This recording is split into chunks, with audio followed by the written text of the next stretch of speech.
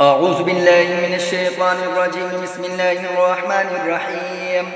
اللهم صل على سيدنا ومولانا محمد صاحب التاج والمعراج والبراق والعلم، دافع البلاء والوباء والقحط والمرض والألم. اسمه مكتوب مرفوع مشفوع منقوش في اللوح والقلم. سيد العرب والعجم، جسمه مقدس معطر مطهر منور في البيت والحرم.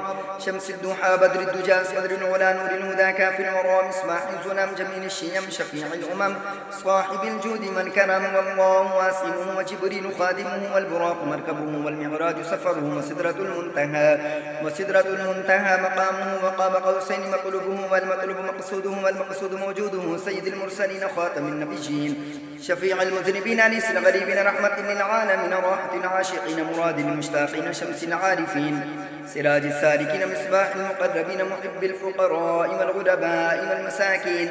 سيد الثقلين نبي الحرمين إمام القبلتين مسينتنا في الدارين صاحب قاب قوسين محبوب رب المشرقين ورب المغربين. جد الحسن والحسين جد الحسن والحسين جد الحسن والحسين مولانا ومولى الثقلين أبي القاسم محمد بن عبد الله نور من نور الله. يا أيها المشتاقون بنور جماله بلغ العلا بكماله كشف الدجى بجماله حسنت جميع خصاله.